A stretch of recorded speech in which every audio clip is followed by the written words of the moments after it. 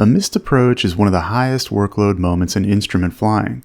You're transitioning from landing to climbing, talking to ATC, cleaning up the airplane, and navigating the missed approach procedure, all in just a few seconds. It's no surprise this is where many instrument pilots get behind the airplane. Many pilots don't have a consistent, memorized sequence of actions. Here, we're doing a VOR approach into Richmond, probably the most high-stress type of approach. We're talking a Potomac approach on COM 1 with Richmond Tower on standby. We're approaching the final approach fix, labor, along the 041 approach course to the VOR which we're following on Nav 1, at the intersection with the 298 radial from Hopewell, which is set on Nav 2. We also have the VOR set on Nav 2 standby for the cross radial we need for the holding point, Epics. We're going to set our autopilot to 700, which is just above the MDA of 640, so we're well ahead of the aircraft, an essential part of good missed approach. When the Nav 2 needle centers will be at the final approach fix, we configure for the descent and start down from there. Potomac tells us to switch over to tower. We flip over and check in, and get our clearance to land. We know the odds are good we'll go missed, and we should always be ready for an approach to end in a missed.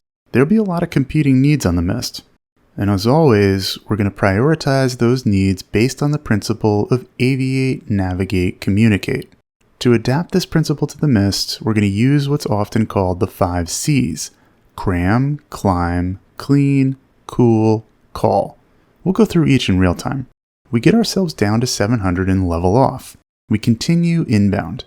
The missed approach point is the VOR itself. To prepare for the missed, we can set the top altitude of 2000 into the autopilot. On a missed approach, the most impending need is to get higher. That's why the first 2 C's are cram and climb. Cram the throttle, though don't actually cram it, and initiate a climb. We can start the climb whenever we feel the approach won't end in a landing. On most approaches, there's no need to stay low all the way to the missed approach point. We just need to stay on the lateral course of the approach. Let's cram, move to full throttle. We'll then climb, beginning a pitch-up climb at 700 feet. The next C is clean, in other words, cleaner configuration for the climb.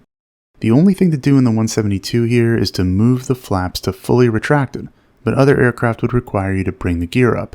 You should only clean once you've established a climb with a good positive rate. We're still on the lateral course inbound to the VOR. The next C is cool. On some aircraft, this could mean turning off the carb heat or opening the cowl flaps. On station passage, we'll actually be on the missed approach segment. The missed procedure is to intercept the 018 radial from Richmond, so we'll turn to that heading for now. Aviate. We'll set the 018 radial on the VOR receiver so we can intercept that. We'll want to fly a bit left of the radial to pick it up, since the needle's to the left. Navigate. The final C is call. We'll tell tower we're going missed. There's no need to rush this. Again, aviate, navigate, communicate. We'll let them know and they'll tell us to fly the published missed and contact approach. Once we're happy that we'll get on that radial, we can communicate with approach.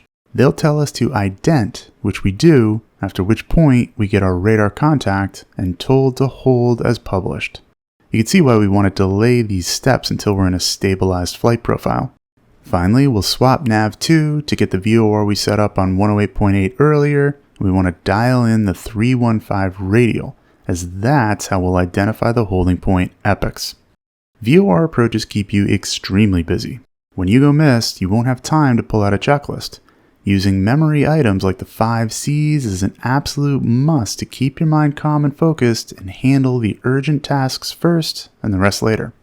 If you want to truly excel as an instrument pilot, you need organized, focused training. That's what Flight Insight IFR Ground School has done for over 10,000 safer instrument pilots. Join them today at the link here or in the description.